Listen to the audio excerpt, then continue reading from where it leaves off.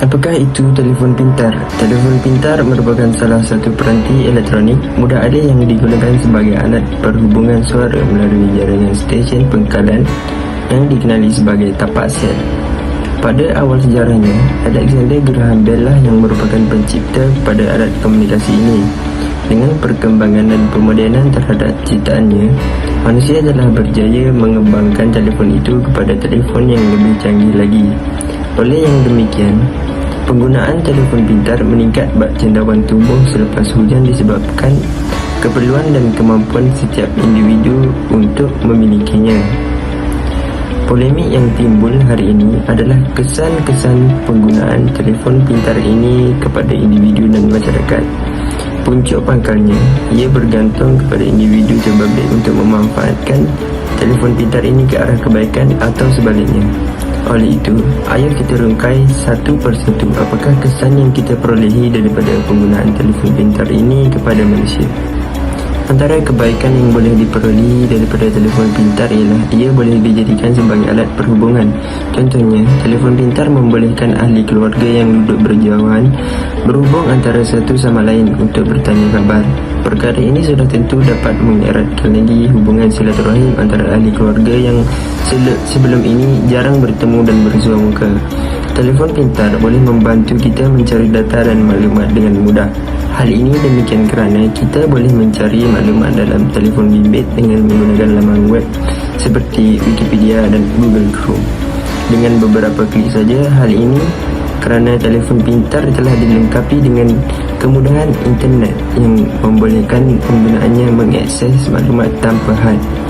Dengan ini, kita boleh membuat kerja sekolah dan urusan dengan lebih efisien. Seterusnya, kita juga boleh menggunakan telefon bimbit untuk menguruskan urusan secara talian. Dengan ini, kita boleh membayar bil elektrik, bil air, bayaran kad kredit melalui aplikasi dalam telefon bimbit. Sebagai contoh, kita boleh membayar secara talian melalui laman Maybank to You dan perkhidmatan bayaran yang lain seperti FPX dan PayPal. Kesannya, kita dapat menjimatkan banyak masa dan tenaga kerana kata peribahasa, masa itu emas. Malangnya, di sebalik kebaikan ada juga terselit keburukan apabila berlakunya penyalahgunaan telefon pintar. Mereka sanggup menggunakan teknologi ini demi keseronokan jiwa. Antara keburukan penyalahgunaan telefon pintar ialah dapat menyebabkan kadar statistik jenayah meningkat. Hal ini kerana apabila keinginan mereka untuk memiliki telefon pintar tidak dapat dipenuhi oleh ibu bapa atau pasangan, mereka akan menggunakan cara yang lain untuk mendapatkannya dengan cara mencuri ataupun merompak.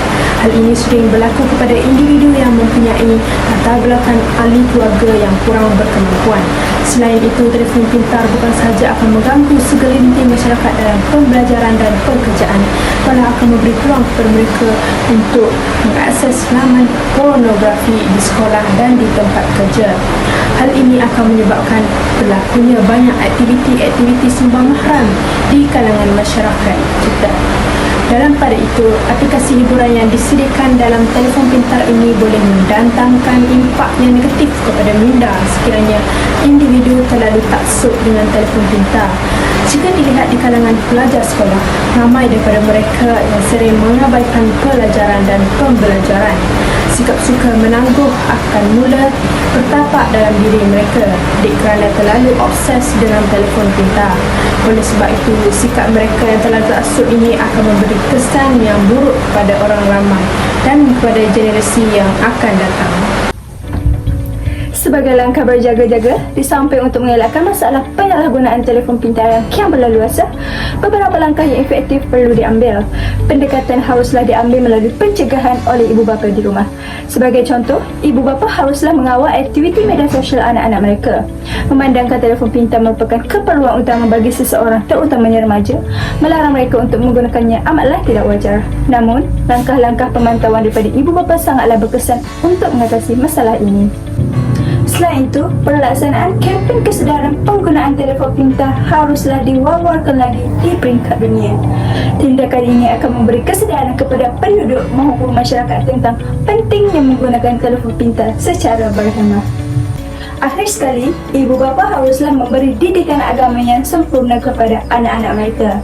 Hal ini dikatakan demikian kerana dengan memiliki didikan agama yang sempurna, sudah tentu dapat mengelakkan diri daripada melakukan perkara yang negatif yang terkandung dalam telefon pintar. Jika anak-anak mempunyai pegangan agama yang kukuh, sudah pasti mereka dapat mengawal diri mereka daripada terlibat dengan penyalahgunaan telefon pintar.